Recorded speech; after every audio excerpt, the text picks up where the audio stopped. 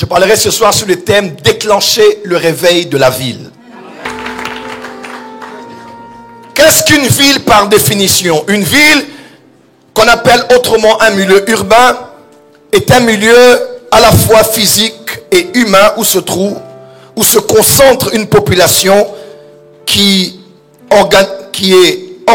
organise son espace en fonction du site et de son environnement, en fonction de ses besoins et de ses activités propres, et aussi de contingences, notamment socio-politiques.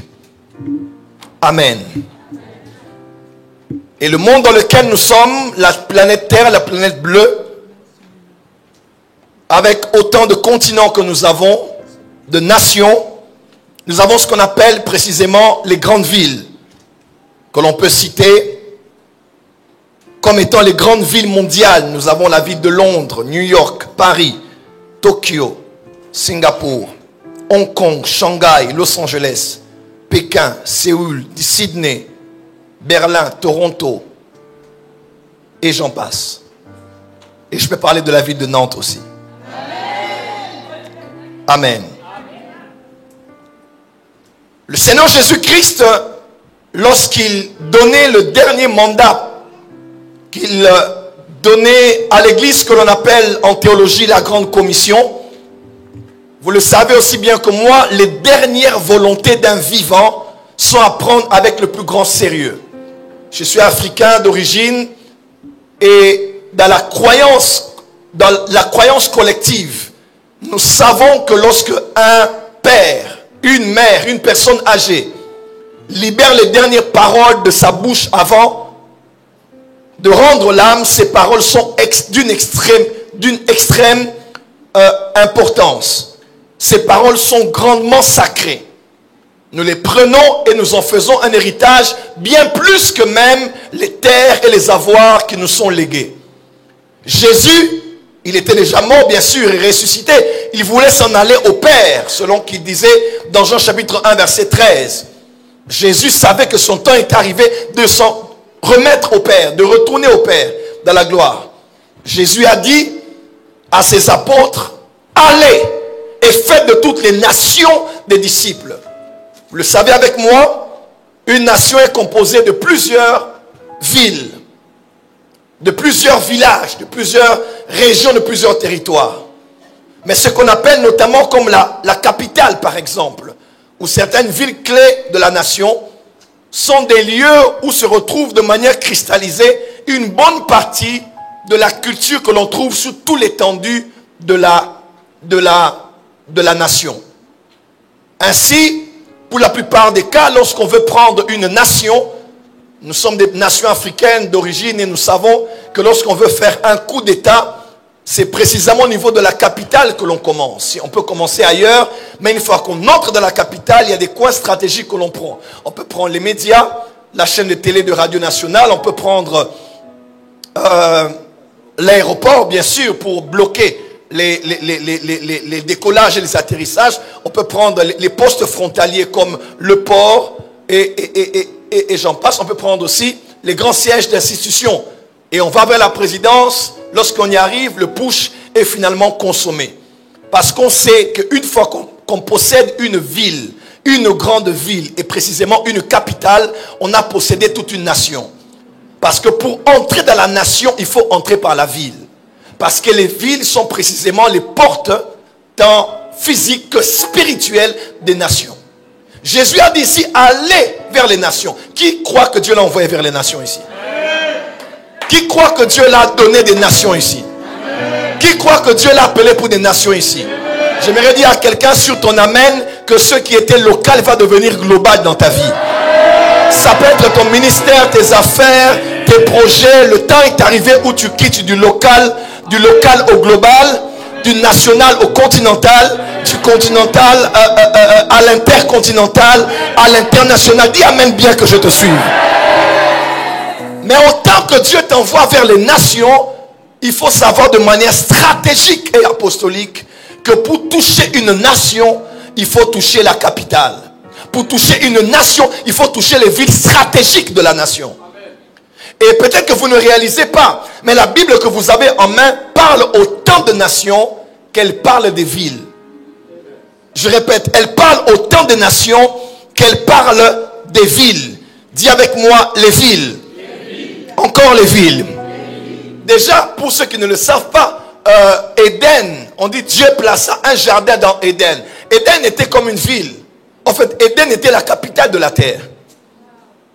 Il y avait un jardin à Éden et Dieu voulait que l'homme travaille pour que, en travaillant, le jardin puisse s'étendre et prendre toute la place de la terre. En passant par Éden, Dieu voulait toucher toute la terre. Mais il a placé l'homme là pour qu'en commençant par Éden, toute la terre soit aussi touchée. Quelqu'un est avec moi? Et lorsque Dieu a quitté Éden, la gloire a aussi quitté la terre. Parce que lorsque la ville est impactée, toute la nation peut aussi l'être. Est-ce que je peux avancer? Quand vous lisez Genèse et vous allez jusqu'à Apocalypse, vous allez voir précisément qu'il y a deux villes qui reviennent beaucoup. On parle des nations, oui, mais on parle de deux villes précisément. La première ville, c'est la ville de Babylone. Genèse chapitre 11. Où a même débuté ce qu'on appelle le premier gouvernement mondial. L'ordre mondial en premier a commencé à Babylone. Genèse chapitre 11, chapitre 10 à la fin, on parle d'un homme qui s'appelait Nimrod, le premier gouverneur urbaniste mondial qui a rêvé des Nations Unies de la terre, mais qui aura son siège dans la ville qu'on appelle Babel, ou bien Babylone. Et Babylone, pour ceux qui ne le savent pas, Babylone ne veut pas seulement dire confusion, mais Babylone veut dire aussi porte des dieux. Je répète, porte des dieux. Parce que là, à Babel, qu'est-ce qu'il faisait? Dans la tour de Babel, il y avait plus de 6 millions de dieux que l'on adorait.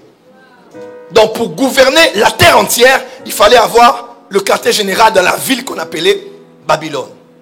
Là c'est Genèse 11, Genèse 14, et Abraham vient d'avoir une victoire, et lorsqu'il fait route, il rencontre quelqu'un qui s'appelait Melchisédek. Et cet homme était roi et prêtre à Salem. Salem, qu'on appelle aussi Shalom. Salem, Jérusalem, Yerushalayim, Yerushalom, qu'on appelle aussi Jérusalem.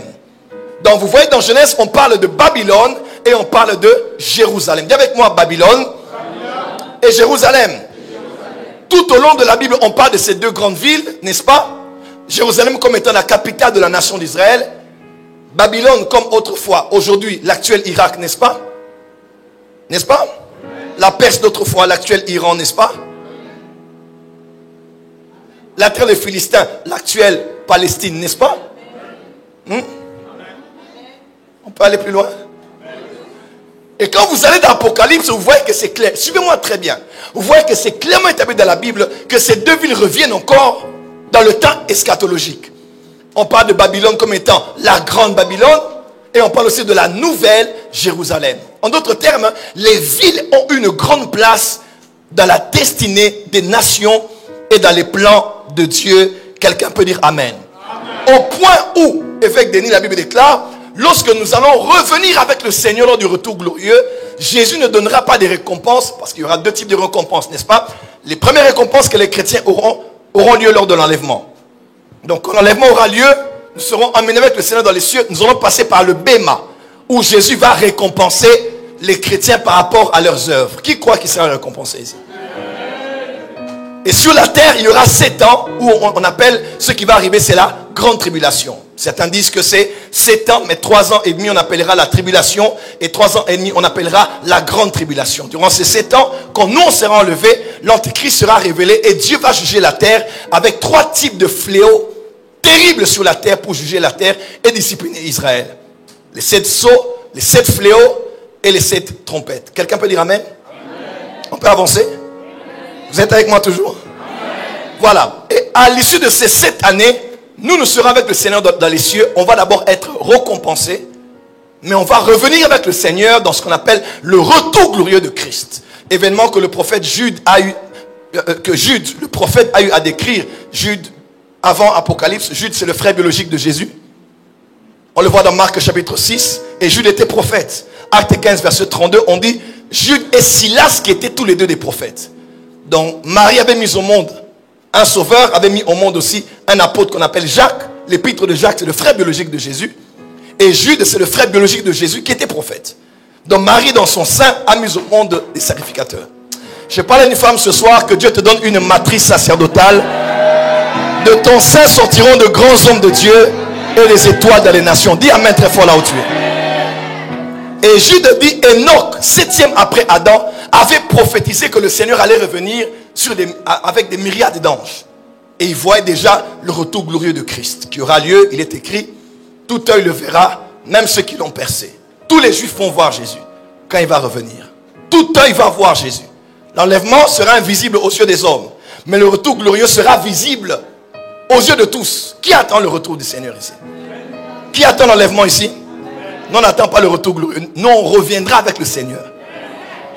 Et quand Jésus apparaîtra, il détruira l'Antichrist par le souffle de son avènement.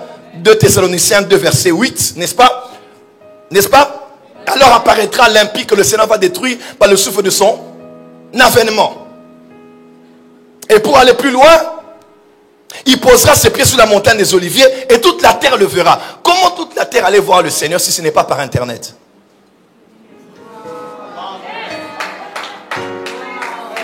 Jean écrivait Apocalypse, il annonçait des choses, mais il ne savait pas comment ça allait se faire.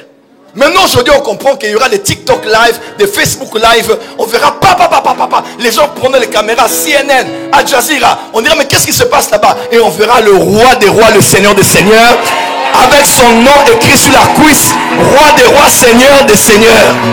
Et nous reviendrons avec lui pour libérer la nation d'Israël. Alors un ange anonyme prendra Satan et le lira durant 1000 ans. Voilà pourquoi il y a des fois quand tu pries, Seigneur descends, attaque ce mari de nuit, Dieu te dit, mais est-ce que tu me respectes d'ailleurs? Celui qui va lier Satan, ce ne sera même pas un ange connu. Un ange anonyme, là, on dit, toi, lis Satan, on va lier Satan 1000 ans. Il sera lié. Dieu ne combat pas Satan, parce que Satan n'est pas l'adversaire de Dieu. C'est pas Ali contre Foreman. Oh, tu n'as pas dit amen. C'est pas Marseille contre PSG. Est-ce qu'on peut avancer ici? C'est pas Jésus contre Satan. C'est Satan contre les chrétiens.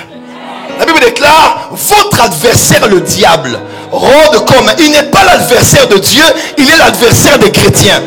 Et le seul endroit où tu peux le parler, c'est en retirant tes chaussures et en écrivant au bas de ta semelle, parce qu'il est écrit dans Luc 10 verset 19, je vous ai donné le pouvoir de marcher sur les serpents et les scorpions et sur toute la puissance de l'ennemi et rien. Est-ce que quelqu'un peut se lever et marcher?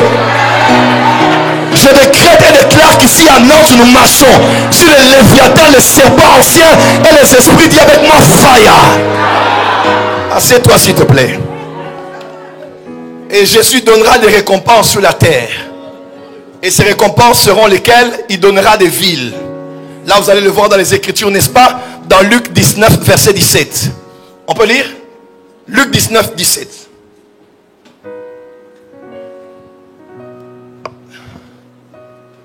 Luc 19 17. Luc 19 17.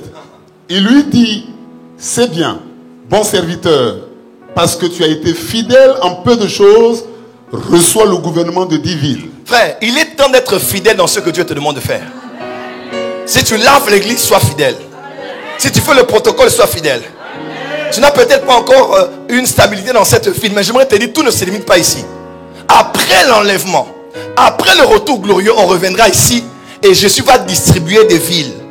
Chacun au niveau de sa fidélité et du rendement de son travail, il aura des villes pendant 1000 ans. Moi, je serai à Los Angeles, je vais demander Beverly Hills, come on girl, come on man, come on baby, come on man. Dis amen très fort. Ah, on prendra Paris, les Champs-Élysées, tout ça, on prendra des belles villes du monde. Dis amen bien. Nous régnerons dans des villes ici. Hey! Dis à ton voisin, quelles sont les villes que tu as choisies? Comment? Cite les noms de villes. Papa a dit? Il a dit Bangui à cause du diamant. Dis à ton voisin, prends les villes, prends les villes, prends les villes, prends les villes. Dis à ton voisin, prends les villes, prends les villes, prends les villes. Donc Jésus a promis des récompenses dans les cieux, les couronnes, mais sur la terre quand nous allons régner, nous allons posséder des villes. Et moi je déclare que nous allons prendre Nantes. Nous prenons Nantes maintenant. Et après que Satan soit lié, nous allons bâtir le temple de Jésus ici à Nantes. La vie ne se limite pas dans cette vie. Il y a une autre vie qui va arriver où on reviendra à Nantes. Il n'y aura pas de francs menuisiers. Il n'y aura pas de homo ceci ou cela. Il y aura Jésus ici. L'adoration à l'agneau ici. On dit Amen bien. Dis à ton voisin, déclenche le réveil de la ville. Matthieu 9:35. Jésus parcourait toutes les villes et tous les villages, enseignant dans les synagogues, prêchant la bonne nouvelle du royaume et guérissant toute maladie et toute infirmité. Jésus parcourait les villes. Jésus avait une évangélisation urbaine. Jésus avait une approche missiologique urbaine. Quand il allait dans une nation, déjà, quand il était dans sa nation, il ne voyait que les villes, mais aussi les villages. Jésus veut Nantes. Jésus veut encore être à Nantes. Il veut prêcher à Nantes. Il veut enseigner à Nantes. Il y a des malades à guérir à Nantes. Et il y a des démons à chasser à Nantes. Dis à ton voisin, nous allons chasser les démons de la ville de Nantes. Dis avec moi, power.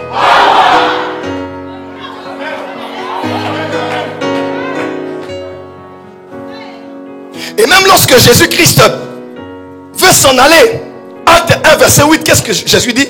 Il dit quoi? Il dit, vous recevrez une puissance lorsque le Saint-Esprit surviendra sur vous. Et vous serez mes témoins. Regardez, l'onction de manière originale et originelle a été donnée pour quel espace?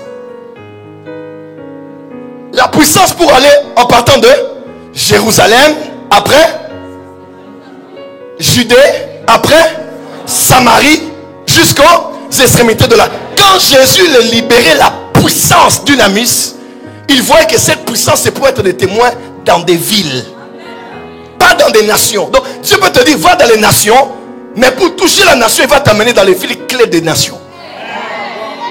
Il dit Jérusalem, après Judée, après Samarie.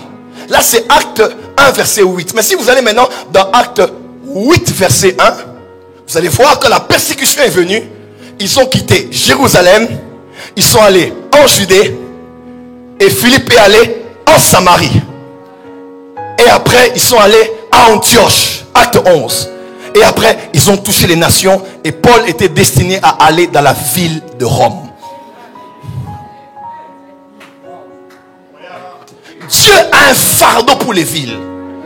Quand tu es dans une nouvelle ville et tu descends à la gare, ne te dis pas juste ah voilà une ville de plus. Dis-toi voici un nouvel objectif de Jésus. Quand tu marches à Nantes, ne regarde pas juste les Nantois. Nantais, excusez-moi.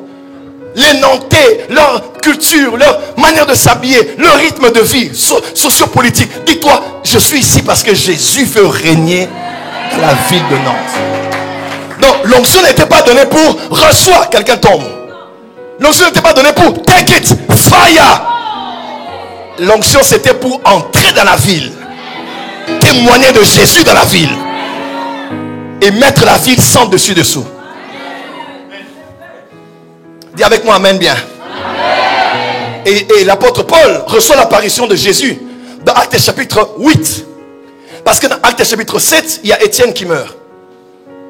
Quand Étienne meurt, Étienne regarde, il voit le Seigneur debout sur son trône. Moi je me demande pourquoi Jésus était debout sur son trône. Je crois que c'est parce qu'il voulait monter sur les ailes de chérubin. Et il voulait faire un atterrissage sur le chemin de Damas. Parce que lorsque Étienne mourait, Paul naissait. Le sang des martyrs est la semence de l'église. Quand Étienne mourait, dans Acte 26, il est écrit que Paul était là quand Étienne était, il était présent, il regardait la scène. Et quand il a regardé, il a vu, Étienne a vu Jésus debout. Mais il n'est pas là pour le sauver. Il dit, mon gars, toi, tu t'éteins. Mais celui qui est là, il va prendre un chemin. Et je dois prendre la direction avec les chérubins pour aller rencontrer cet homme.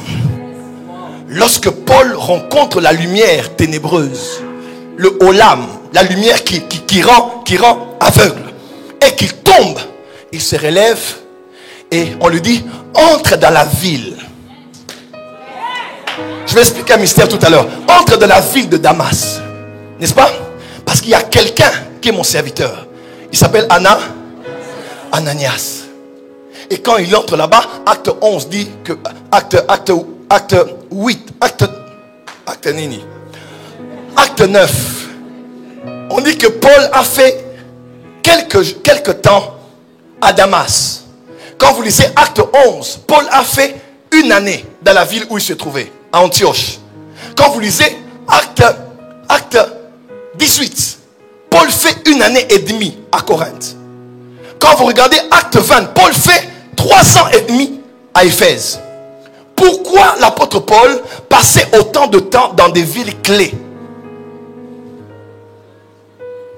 2 ans, 3 ans, une année et demie. Pourquoi? Parce que pour bâtir un peuple, il faut des fois s'asseoir dans une ville pour travailler l'élite qu'il y a dans la ville.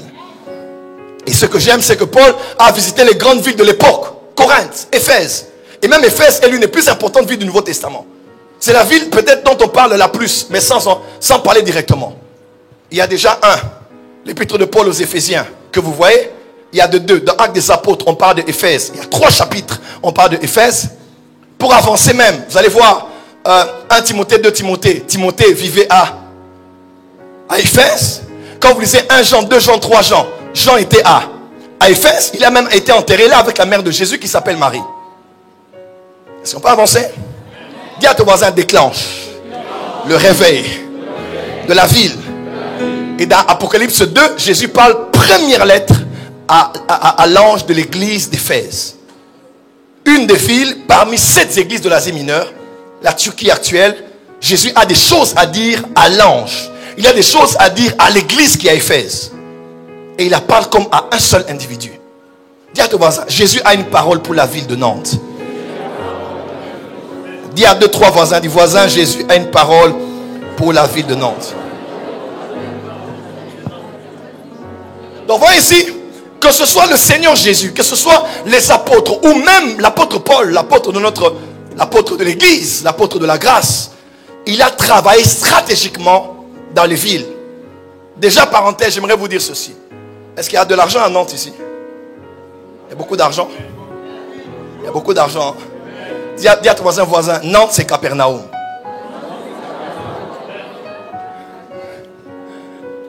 Vous savez, Israël était subdivisé en 2 grandes régions. Le royaume du nord, le royaume du sud. Le sud c'est Juda. Le nord c'est ce qu'on appelle Israël. Les mauvais rois de la Bible étaient au niveau du nord, comme les Akab et autres. Et c'est là qu'il y a eu les prophètes comme Élie et Élisée, Michée et consorts. Mais le royaume du sud avait des bons rois, généralement, comme les Josaphat, les Ézéchias, les Osias qui a dommage mal fini. Mais la plupart des bons rois étaient là. Et eux, on les mettait en référence avec leur père David. Et c'est là, au sud, jusqu'aujourd'hui même, que se trouve le temple de Jérusalem. Actuellement, il y a la Jérusalem moderne et l'ancienne ville. Pour ceux qui sont déjà allés en Israël. Mais au nord maintenant, c'est plus on monte, plus c'est un peu plus païen, un peu plus gentil. On parle de la Galilée des païens, la Galilée des gentils. C'est là où il y a la mer de Galilée. Parce que c'est avec la mer, on a le port. Avec le port, on a des imports et des exports et on a des expatriés. Des gens qui viennent de partout. On voit une grande métropole. Et c'est là que Jésus a le plus travaillé parce que la ville même de base missiologique de Jésus, c'était Capernaum. Capernaum. Caper, village, Naoum de Naoum. Parce que Capernaum, c'est le village du prophète Naoum.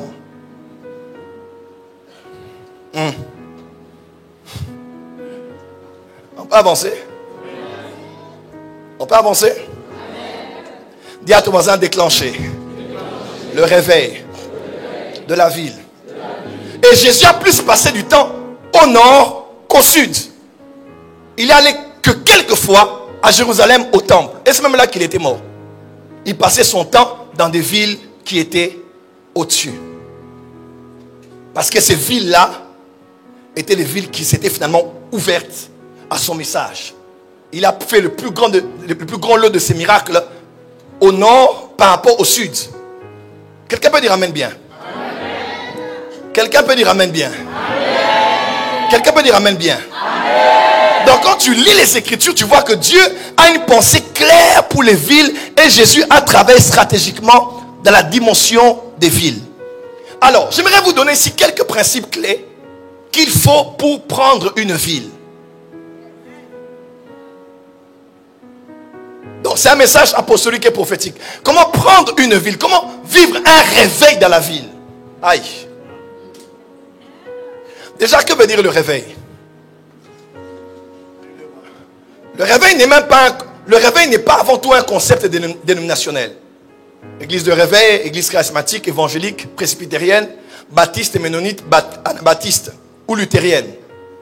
Église de réveil. Église de réveil n'est pas à placer dans un contexte dénominationnel. Une grande inclinaison de tel mouvement de l'esprit ou de telle doctrine.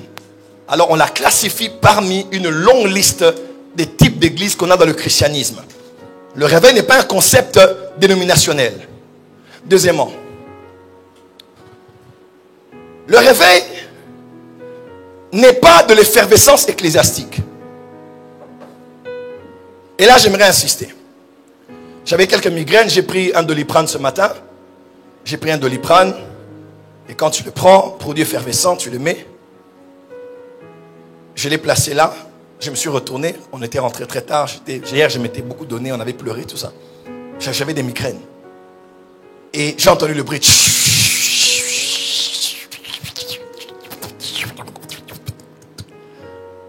À un moment, j'ai oublié. Le temps que je me retourne, j'ai regardé le verre. J'ai dit, mais est-ce que j'ai mis le Doliprane ici? Parce qu'il n'y avait rien de différent. C'était exactement comme l'eau que j'avais laissée avant. Mais seulement, le médicament s'était dilué et était devenu autant incolore que l'eau dans laquelle il avait été versé.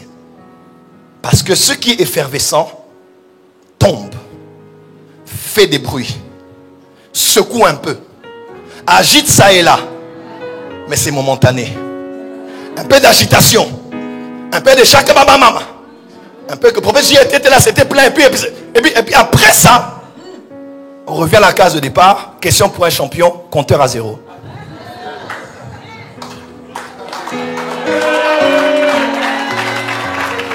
Ainsi, le réveil n'est pas une convention.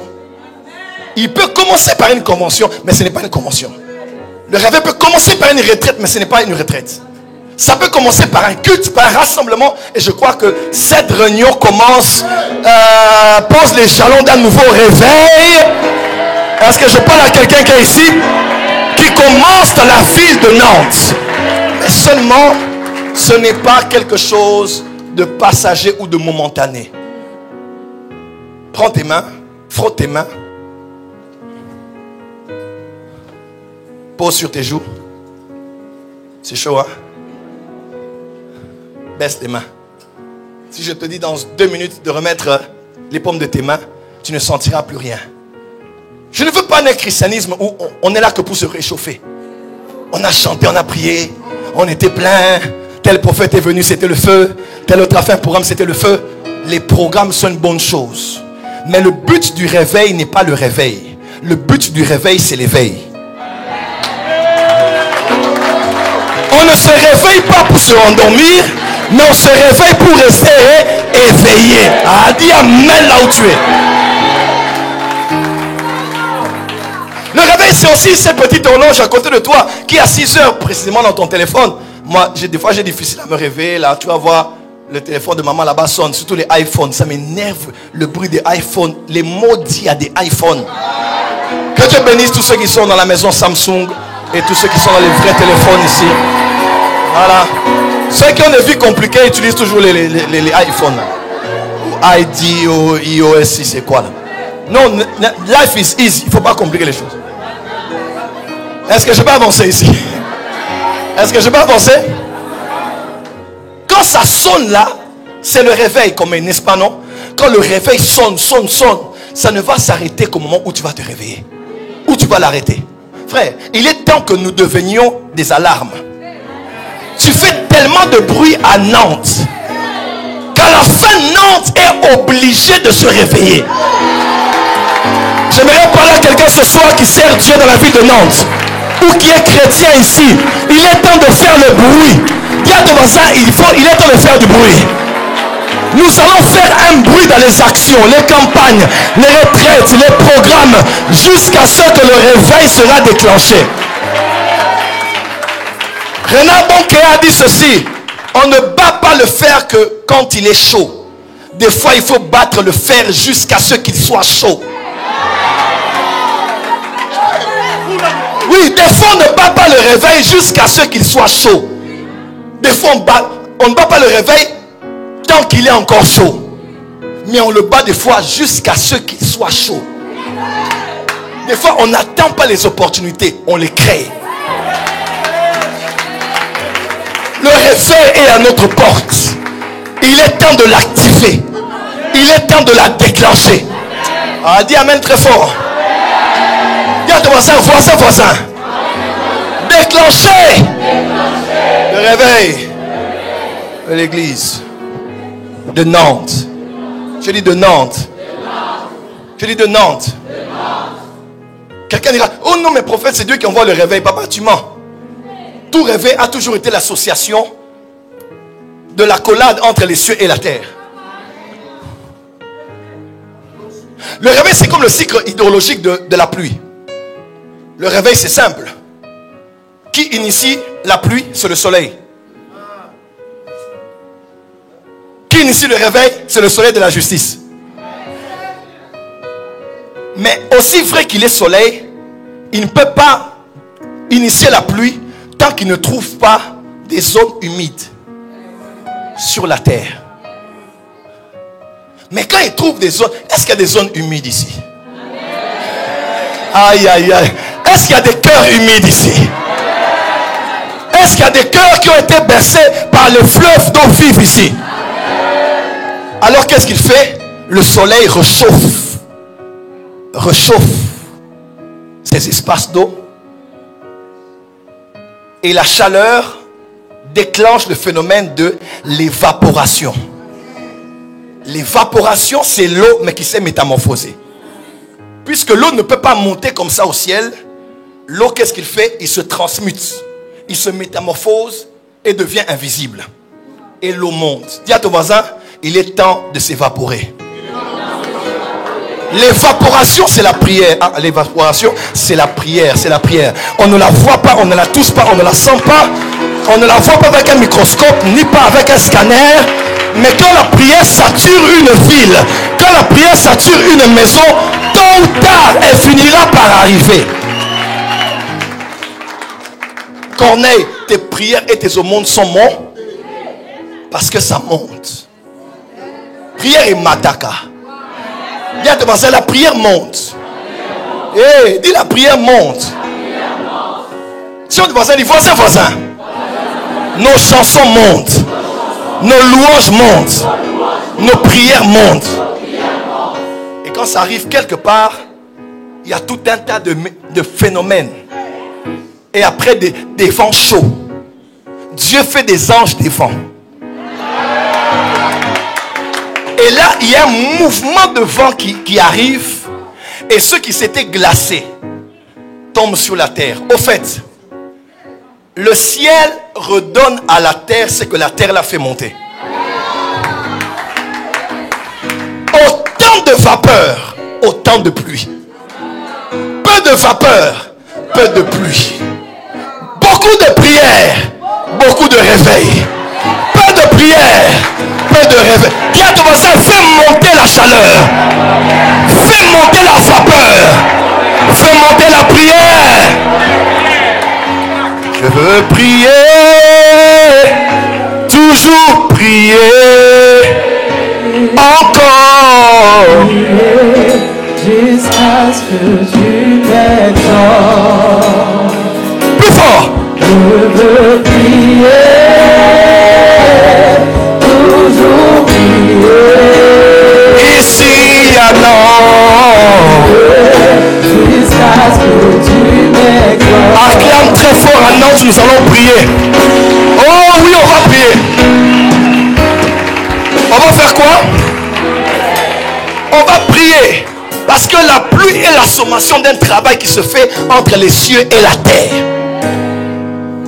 Dieu crée en toi le désir. Il crée en toi la soif. Tu ne sais pas, mais quand tu marches maintenant, tu es insatisfait. Tu vois les églises, tu es insatisfait. Tu vois les cultes, tu es insatisfait. Comment j'ai commencé la MAP en 2009? Parce qu'à Kinshasa, je voyais les fidèles de Logos m'a divisé. La borne, Philadelphie. Je disais non. J'ai dit non. J'ai appelé tous les jeunes. J'ai dit, hey, on aime nos églises, mais on ne peut pas se diviser à cause de nos pasteurs. Il faut qu'on aime le Saint-Esprit. Vous savez, quand la MAP a commencé, on a la troisième grande réunion qu'on a fait. On était là, parce que, excusez-moi, quelques fidèles avaient quitté l'église de la borne, des assemblées de Dieu. Et on avait commencé Philadelphie. Ils ne s'entendaient plus. Mais à la MAP, les jeunes de Philadelphie et de la borne étaient la main dans la main. Nous voulons les réveiller. C'était beau à voir. On a dit, c'est vrai que dans les églises, il peut y avoir des problèmes. Et bon, je ne suis pas là pour critiquer les églises. Mais je dis que je crois que les jeunes ont une part. Le réveil de Nantes passera par la jeunesse. Le réveil de Nantes commencera par... Est-ce que les jeunes sont ici? Est-ce que les jeunes sont ici?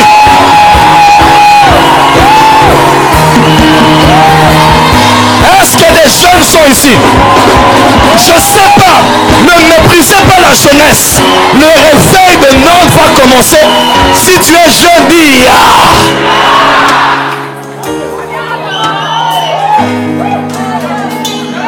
Quand la mort a été perçue pour la première fois dans l'église primitive, Ananias est mort. Saphira est morte. Qui ont sorti les corps des morts? On dit les jeunes gens. Lorsque la mort entre dans l'église, entre dans les pastorales, entre dans les systèmes ecclésiastiques, les jeunes se réveillent pour extirper la mort. Est-ce qu'un jeune peut dire fire? Je répandrai de mon esprit sur toute chair. Vos fils et vos filles prophétiseront.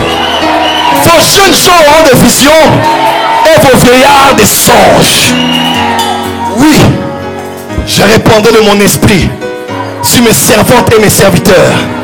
Et ils prophétisent. Dis avec moi, prophesy. Dis encore, prophesy. Celui qui est assis à la droite du Père, c'est un jeune de 33 ans.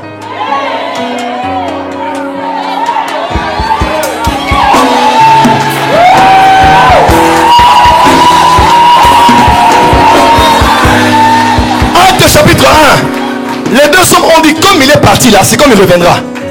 Le même qui est parti, il ne vieillit pas là-bas, il reviendra ici. Jésus reviendra cool, jeune vraiment comme ça. Il est assis sur le trône de son Père. Il est temps que les jeunes soient des PDG, des DG, des CEO, des boss, des entrepreneurs, des millionnaires, des milliardaires. Dis avec moi, fire. Que les femmes disent Amen. Qui t'a dit que pour te marier, il faut qu'un homme vienne changer ta vie? Le mariage n'est pas un redressement fiscal.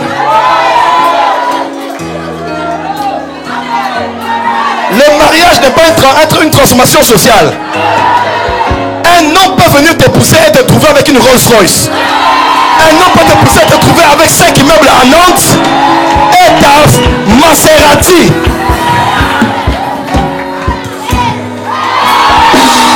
Dis Amen que je te parle. Est-ce que les jeunes sont là? Être un jeune, c'est dans la tête. Ce n'est pas dans l'âge, c'est dans la... Allez, saute là où tu es comme un jeune. Alors, comment déclencher le réveil d'une ville? Il y a à peu près 10 principes que je peux vous donner. Je n'en donnerai que 3 ou 4. Peut-être 3. La première, tout l'honneur, joue-la moi en bas. La première clé pour voir le réveil dans une ville. Je peux vous expliquer? Est-ce que je peux aller? C'est la restauration, la prise de conscience. Qu'est-ce que je dis, Saint-Esprit? C'est la prise de conscience des gouverneurs spirituels de la ville. La prise de conscience des gouverneurs spirituels de la ville. On a connu cette histoire à Chicago avec cette bande de crimes organisés ayant à leur tête cet homme qui s'appelait Al Capone. Cet homme a créé le chaos à Chicago. Il existait, mais il ne pouvait être manifesté. Vous savez pourquoi? Parce qu'à cette époque-là, aux États-Unis, vivait un homme qui s'appelait John Alexander Dewey. Fin 18e siècle, cet homme a restauré dans le corps du Christ le réveil de la guérison. Il a créé une cité qu'on appelait Zion, dans laquelle est né John Gillette, dans laquelle a vécu l'homme que Tel Osborne appelle son père spirituel. Alexander Dewey avait un tel impact au niveau des États-Unis que même les gouverneurs venaient, même le président a passé une fois 3 jours pour chercher le conseil de Dieu avant d'entamer son mandat. Parce que cet homme avait une telle autorité dans la ville. Vous savez, on dit John Alexander Dewey, à l'époque où il vivait, il avait une telle grande équipe d'évangélisation, prophète Denis, que tous les gagneurs d'âmes de son église, tous les membres étaient gagneurs d'âmes. Ils entraient dans les maisons et ils posaient des questions. Poupou, quelqu'un a-t-il reçu Jésus ici? Il dit oui, nous, sauf elle. Oh, toi viens ici. On te prêche Jésus et tu reçois Jésus. Parce qu'il disait toute sa ville devait être sauvée. Pourquoi? Il était le gouverneur spirituel de la ville. Il ne pouvait pas permettre qu'une seule âme aille en enfer là où sa juridiction était établie. Pourquoi des fois il y a de tout et de rien dans les villes?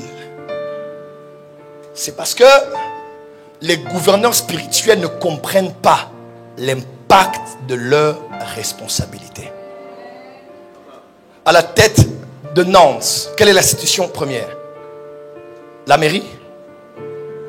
Ici c'est quoi? C'est la préfecture. À la tête, qui est là? Le préfet veille à ce que nul dans sa ville ne soit hors système. Il ne permettra pas à un seul de venir ici et de faire tout ce qu'il veut, qui qu'il soit. Ainsi, il y a les renseignements, il y a la police et il y a toutes les sphères en action. Pourquoi? Parce qu'on doit garder le contrôle du lieu sur lequel on a été établi. Tout pasteur est pasteur, mais tout pasteur n'est pas gouverneur spirituel d'une ville.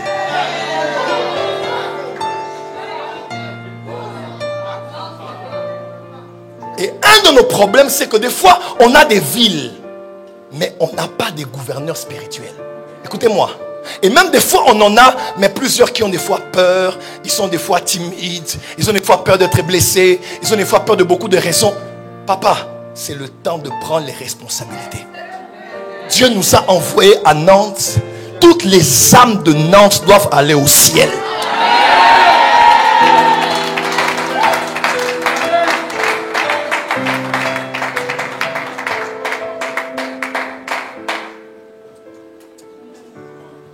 Paul dit à Éphèse, je suis à Éphèse 3 ans et demi, non?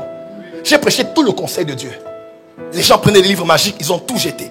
Et Éphèse était totalement bouleversé par le réveil. Vous savez ce qui s'est passé à la suite? Paul voulait partir et Paul a dit ceci: je sais que quand je quitterai Éphèse, plusieurs s'élèveront et plusieurs s'introduiront. En d'autres termes, tant que je suis à Éphèse, peu importe les intentions des cœurs, ils ne peuvent pas s'élever. Parce que moi, Paul, je suis là. Ils ne peuvent pas s'introduire. Pourquoi? Parce que je suis la muraille qui protège spirituellement la ville d'Éphèse.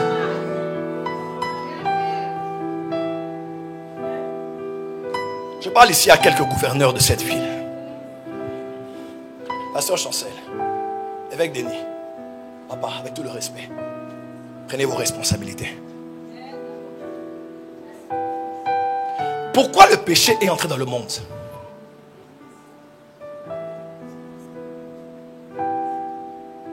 Question à 1001 réponses. Mais je vous amène une approche apostolique et prophétique de ce sujet. Comment le péché est entré dans le jardin d'Éden? Ce n'était pas le serpent. Ce n'était pas Ève. Ce n'était pas le fruit ou même pourrir la pomme. C'est parce que le gouverneur d'Éden, écoutez-moi, Dieu a dit, Dieu a dit à Adam, il dit, Adam, il a placé là pour cultiver et pour garder. Garder en hébreu, c'est le mot shamar. C'est le même mot dans Osée 12, verset 13 qui dit, par un prophète Israël est sorti de l'Égypte.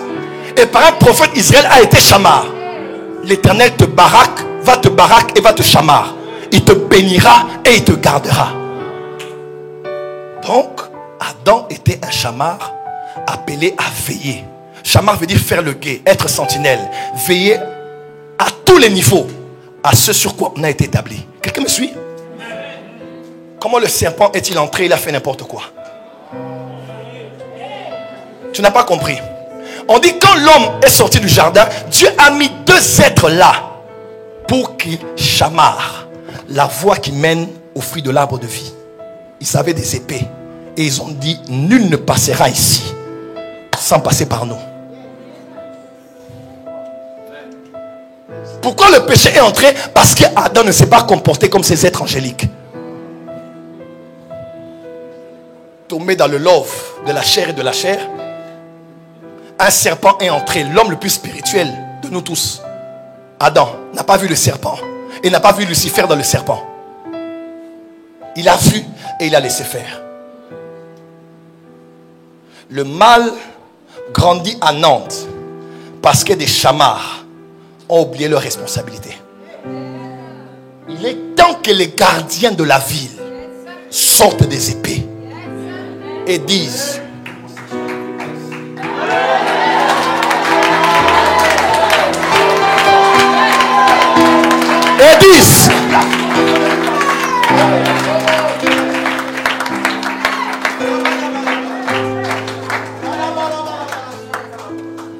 écoutez-moi, tant qu'on ne sera pas radical, on laissera faire tout au nom de la laïcité. Le prénom le plus populaire de Londres actuellement, c'est Mohamed. Le plus populaire d'Angleterre, c'est Mohamed. Cité sur Google, allez voir. Pourquoi les musulmans ont dit England for Islam and Islam for England. Allez voir en Angleterre. Le gouvernorat, les malls sont achetés, les terrains sont achetés, les cathédrales sont achetées par des musulmans. Allez à Manchester, allez voir beaucoup de villes. Parce qu'ils ont dit, hein, chrétien ou pas, que ce soit une ville antérieurement chrétienne, nous on vient mettre notre business ici. Et ils ont pris l'Angleterre. Maintenant l'Angleterre est musulmane.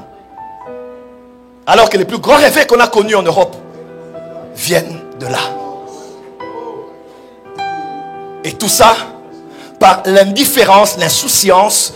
Et des fois, alors que les pasteurs doivent combattre contre l'adversité, ils passent leur temps à se combattre entre eux. Quelle est la plus grande église? Mon partenaire a quitté ici, il est allé là-bas. Et les fidèles tombent aussi dans le lot. Notre pasteur est le plus chic et le plus beau. Chez nous, on chante bien, on chante mieux. Paul a dit, n'êtes-vous pas donc charnel? Quand vous dites, nous sommes de Paul ou nous sommes d'Apollos. Qui est Paul? Qui est Apollos? L'un a semé, l'autre a arrosé. L'un a la grâce d'avoir la graine, l'autre a la grâce d'avoir de l'eau. Toi tu as l'eau, moi j'ai la graine. Chacun sa grâce. Chacun sa grâce.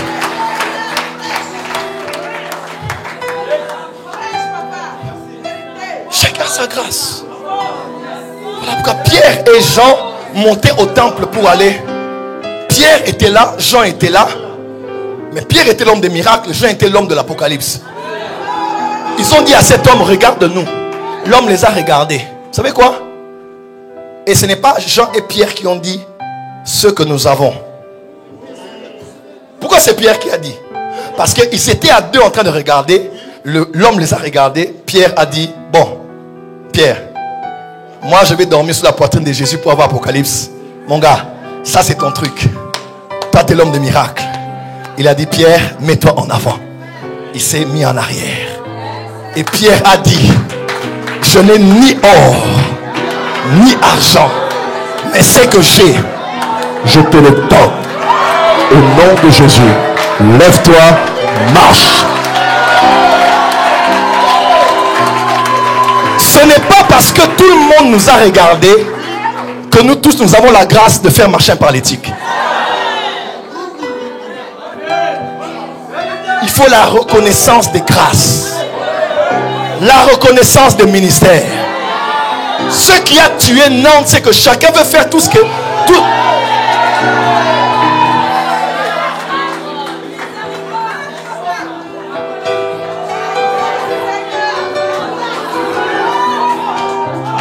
Bénissons le corps médical. Bénissons le corps médical. Quand on arrive chez celui qui fait la radio, après avoir fait, il dit, il faut maintenant aller chez le chirurgien. Ma place à moi, c'est de voir ce qu'il y a à l'intérieur. Mais il faut aller chez l'autre. L'autre va opérer. Et s'il ne peut pas, il est généraliste, il va envoyer chez un spécialiste. Est-ce qu'on peut se recommander encore? Moi, je prêche bien la doctrine, mais lui, il est fort dans les choses spirituelles. Il est fort dans les choses spirituelles, lui, il est fort pour équiper les entrepreneurs des églises. Lui, il a un ministère près des jeunes. Si on peut prendre toutes nos différences et les mettre ensemble, on sera une bombe. Attendez. Les États-Unis d'Amérique existent depuis 1776. Les États-Unis d'Amérique, venus d'Europe et d'ailleurs. États-Unis d'Amérique. Plus de 50 États ont survécu en plus de 220 ans d'existence. Ils se sont mis ensemble. Ils ont dit, on est un État, une langue, un Dieu et une monnaie. Tu peux leur donner d'être francs-maçons. Considérez un peu cela. C'était les francs-maçons dans ce cas. Prenez un peu cette hypothèse. Ils étaient les francs-maçons. Mais ils ont survécu. Après une réunion de 220 ans, ils sont toujours les États-Unis d'Amérique. Ils se sont tellement, excusez-moi le terme du haut de la chair, foutus de nos gueules, qu'ils ont créé des films pour nous montrer qu'ils étaient les plus forts. Portée disparue. Guerre de Vietnam. Rocky Balboa. Même quand on le frappe, et qu'il y a un Russe qui est plus fort, il finira par relève-toi, Rocky. Et puis il se lève comme ça. Avec la culotte, le chante en drapeau des États-Unis. Colonisation médiatique. Que dire des films? Quel film? Tous les films. Rambo. 24 heures chrono. Même s'il y a des policiers pourris, il y aura toujours un qui sera prêt à mourir pour la patrie. Jack Bauer. Le gars là, on a demandé une autre saison, ils ont refusé. Leur Maudia. On a attendu la saison suivante, elle n'est jamais venue. Maudia et tous là où ils sont.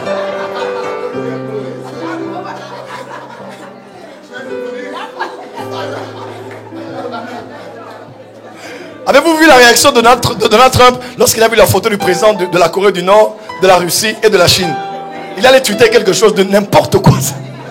Pourquoi? Make America Great Again. Et quand ils disent que Dieu bénisse les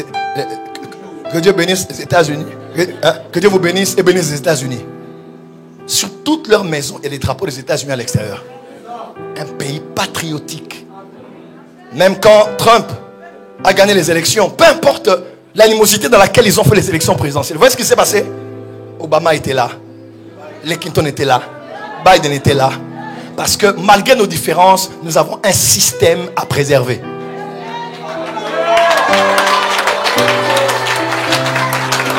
Plus de 200 ans d'existence, des francs-maçons, mais ils sont ensemble.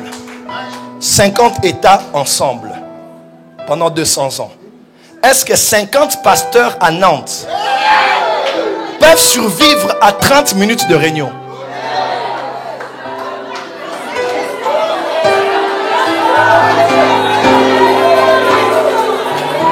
Nous nous connaissons. On dit à eux, ce sont les francs-maçons là, mais là, ils ont leur réunion cette semaine, non? Ils ont pris toute la ville. Disciplinés. On m'a viré de l'hôtel où j'étais à cause d'eux aussi. Mais oui. Ils ont pris la ville. Mais on les traite de tous les maux. Mais ils ont pu être un. Et qu'est-ce qu'ils savent faire? Ils savent se pistonner. De la gauche comme de la droite. Mais s'ils sont de la même loge, ils savent comment s'entraider. Pourquoi?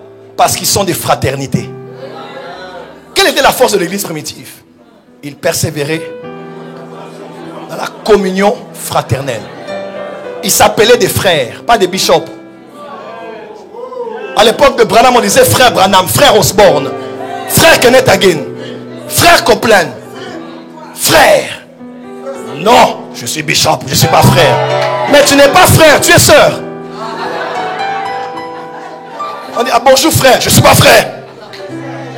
C'est son éminence, l'évêque, plénipotentiellement établi.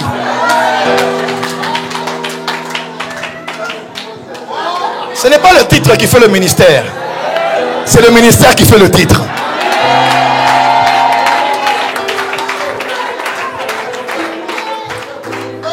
Voyez un peu. 50 États. Est-ce que nous on peut suivre papa à une réunion de ses papas? Excusez-moi papa, venez un peu. C'est dans notre père ici. Tu nous appelles à 50 pasteurs, on fait une réunion. Nous tous on sait que ça a bardé. Il veut montrer quoi?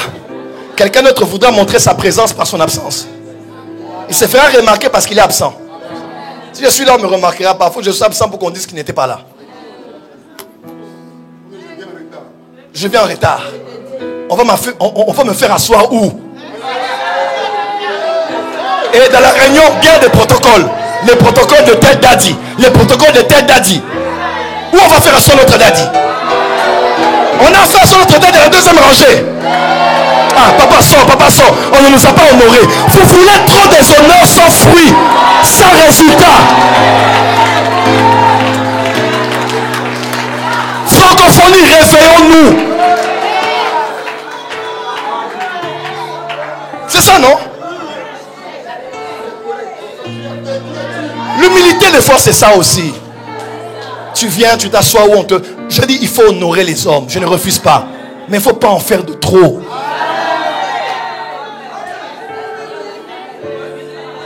Il ne faut pas en faire de trop.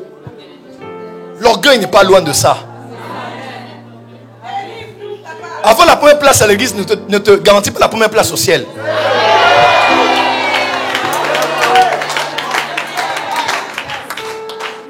Soyons humbles.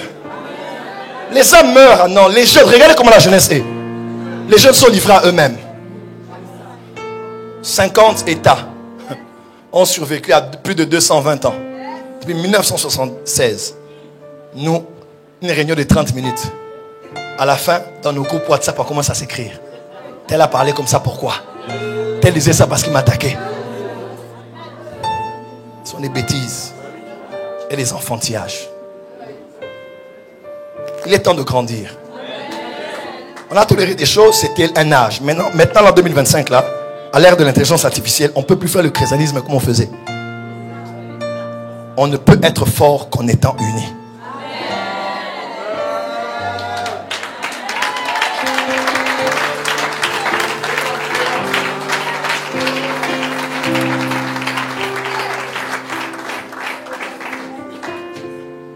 Jésus a dit, lorsque vous priez, dites. Excusez-moi, papa. Lorsque vous priez, dites. Notre Père. La prière de notre Père n'a pas été donnée pour être priée seule.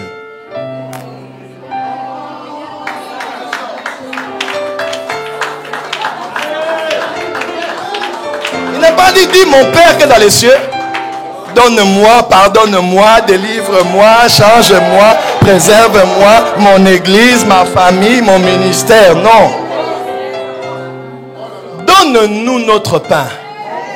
Que mon église soit pleine de pain, que son église soit pleine de pain. Aïe, aïe, aïe, aïe, aïe, aïe. Que dans son église, les gens soient jusqu'à l'extérieur, que mon église, les gens soient dans l'extérieur. Pourquoi? Tu n'es pas mon Père seulement, tu es notre Père.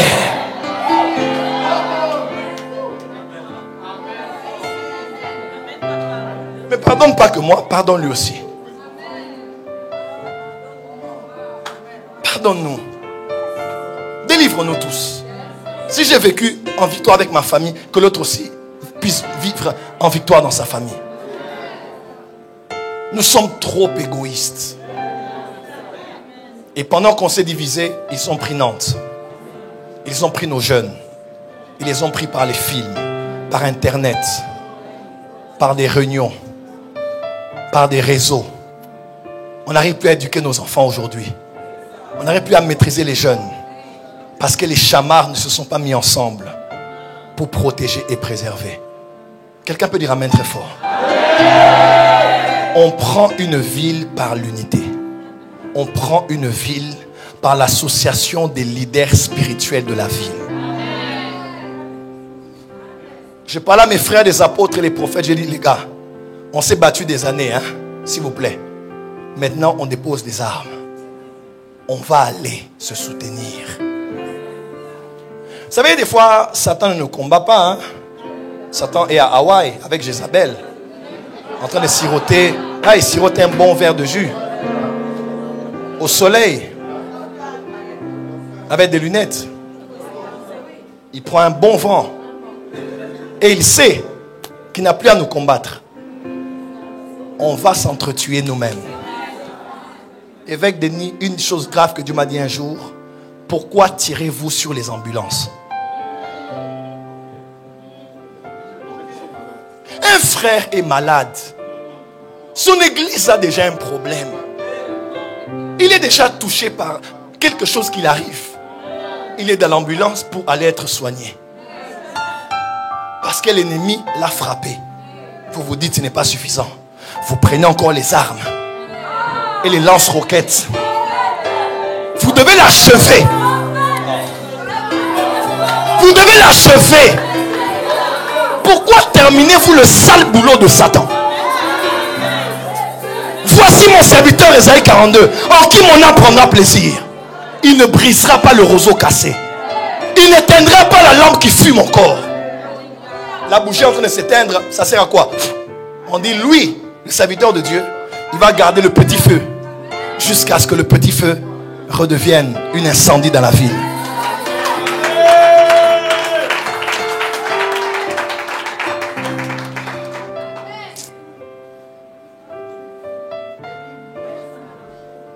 Ici, il n'y a pas que les fidèles de McVie. ICC est là, Vase d'honneur est là, Nantes pour Christ est là, CCM, G est là, CEPAN est là. CEPAN, CCMG, Nantes pour Christ, Vase d'honneur, ICC, McVie, et Técheur. Et s'il vous plaît,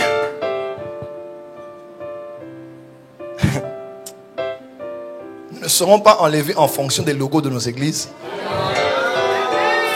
des papiers en tête de nos églises. Jésus viendra prendre son épouse et ils font partie de plusieurs églises.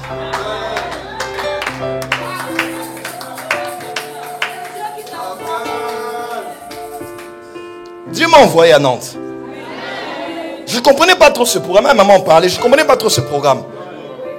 J'étais fatigué dans beaucoup de choses. J'étais prêt à venir. J'ai dit, c'est mon frère. Mais j'essaie de capter la pensée de Dieu. J'ai dit, bon, je vais prophétiser, faire des miracles, tout ça. Et puis, j'ai senti que Dieu m'a dit, non, tu es venu réparer quelque chose. C'est sans prétention. Je sais comment Dieu m'utilise. Dieu m'a dit, non, tu dois parler. Il y a un problème à Nantes et dans les églises. Il y a un souci qui naît. Il y a quelque chose qui est en gestation. Mais il faut qu'on mette du kérosène sur le feu. Et je suis venu avec des fûts et des fûts de kérosène pour ajouter au feu qui est déjà allumé. S'il faut parler, ça va être long, je vais terminer ici. Veuillez vous asseoir s'il vous plaît. Je vais terminer ici. Un des grands problèmes dont on doit tenir compte, écoutez-moi avec la plus grande importance. Chaque ville a ses esprits territoriaux. La plupart des choses qui vous arrivent là, ce n'est pas forcément vous. Tu as été à l'église, tu as fait un bon culte, mais tu prends la route, tu veux rentrer à la maison, tu voulais prier à la maison, mais à peine arrivé à la maison, l'envie de prier est partie, et tu dors comme ça avec ta femme et les enfants. Toute la semaine, tout le mois, et tu ne comprends pas pourquoi. Ce n'est pas forcément toi. Mais à vrai dire, ce sont les cieux de la ville qui sont saturés. Ce sont les esprits territoriaux de la ville. Et vous le savez mieux que moi, Nantes est au bord de l'océan Atlantique. Et la Loire est le fleuve le plus long de la France. Donc, Nantes est contrôlée par les eaux.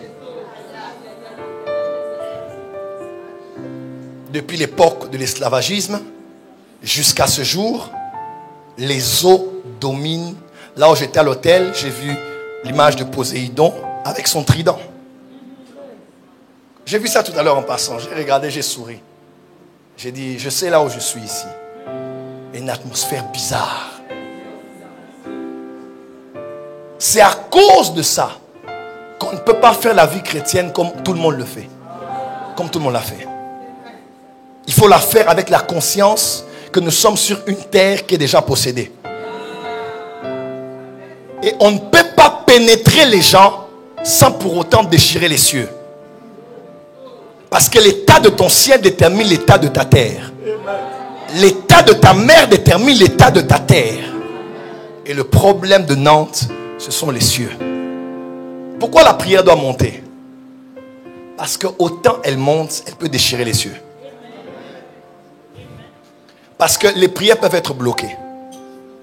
Quelqu'un dit non, c'est à l'époque de Daniel, l'Ancien Testament. Frère, quand l'ange a dit là, quand l'ange a dit à Corneille, les prières sont montées. C'était dans Daniel? Les prières montent. Dieu est en nous, c'est vrai. Il est à côté de nous, c'est vrai. Mais quand on prie, notre Père qui est dans les... Parce que la prière est un concept qui monte. Ça arrive quelque part là. Dis à ton voisin, la prière monte. Tout l'honneur. La prière, la prière monte. Et la prière peut être bloquée. Prophète Denis, il y a tellement de prophètes à Nantes. Il y a tellement de prophétesses à Nantes. Mais Nantes et Jérusalem, elle est la ville qui tue ses propres prophètes. Vous aimez le nouveau. Vous aimez le sensationnel. Mais une fois que ça dure un peu avec vous, vous devenez familier et vous tuez cela.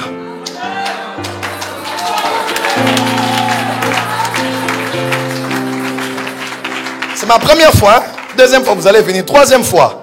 Ah, papa. J'étais déjà allé.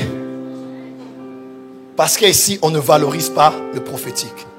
Et ce n'est pas culturel. Partout où il y a la culture, il y a le culte. Et partout où il y a un culte, il y a eu un Dieu.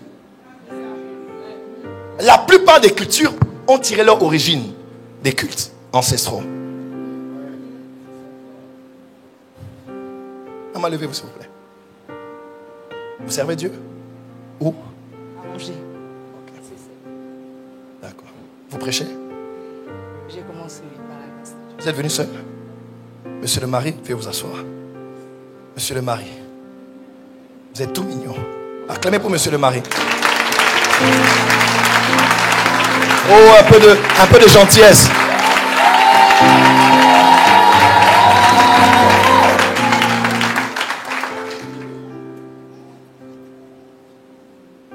On emmène à Jésus un homme qui était sourd et qui était muet. afin que Jésus puisse te guérir.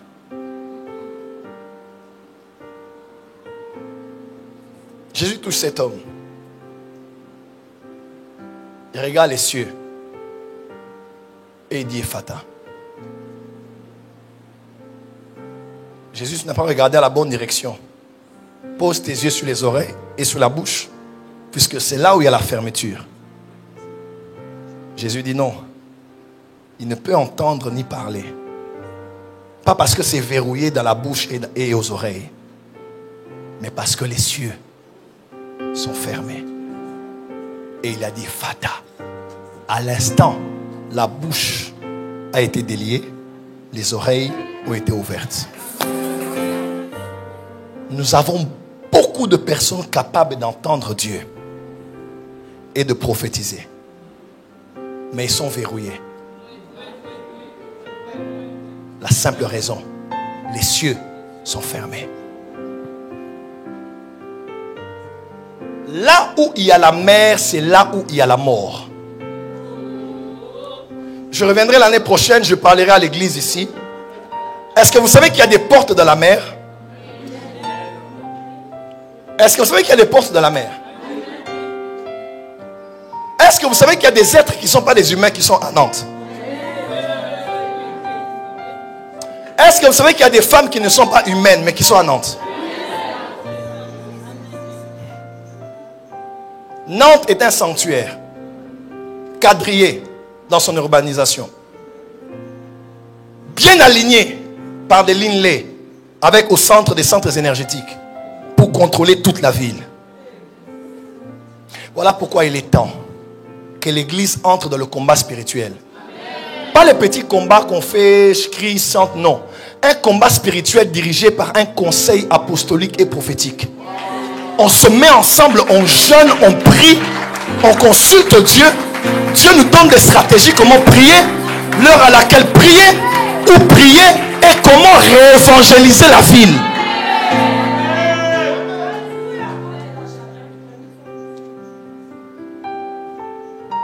Comment à Jérusalem on a pu tuer Jacques? Comment on a pu emprisonner Pierre? Là on est dans Actes chapitre 13, n'est-ce pas?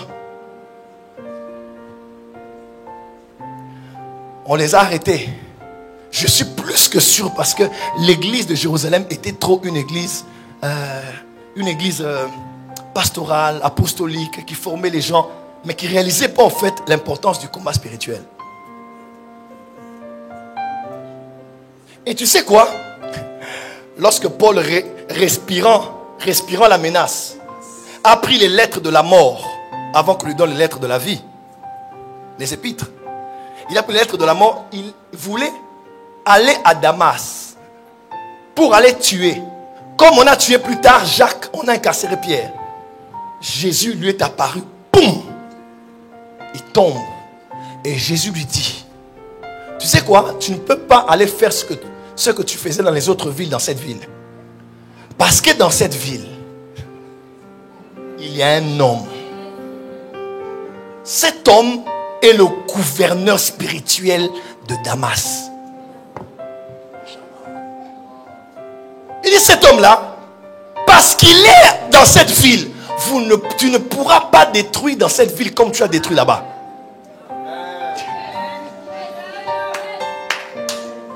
Il arrive chez Anania. Anania le regarde, il le laisse là à côté. Petit Paul, il prie pour lui, jeûne et prière. Il ouvre les yeux de ses écailles tombent. Il est baptisé de l'esprit. Et c'est de là que Paul a commencé sa mission. Tu sais, on blague des fois parce que on a trop laissé faire. Dieu élève l'église maintenant avec l'esprit d'Anania. Ils ont fait à Montpellier, ils ont fait à Bordeaux. Là-bas aussi Jésus va se lever. Mais ils ne vont pas passer ici.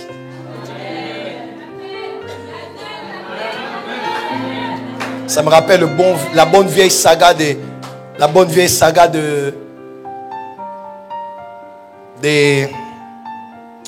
Ah, j'aime trop les films. Les Seigneurs des Anneaux. Où on voit cet homme dire à ce monstre, tu ne passeras pas. Je crois qu'il est temps que l'église maintenant se lève. Et je suis venu comme ce réveil pour vous rêver et vous dire, Il est temps de prendre vos responsabilités, de vous rassembler une fois pour toutes. Tout ce que vous avez déjà eu en pensée là, c'est le temps d'appliquer. Les souhaits ne changent pas les choses, mais ce sont les actions. Et les actes des apôtres ont été écrits, disait Smith Wigglesworth, parce que les apôtres agissaient. Il est temps d'agir. Et d'agir dans l'amour et d'agir dans l'unité. Dieu m'a envoyé pour ce travail. J'ai dit et je vous remercie. Que Dieu bénisse sa parole.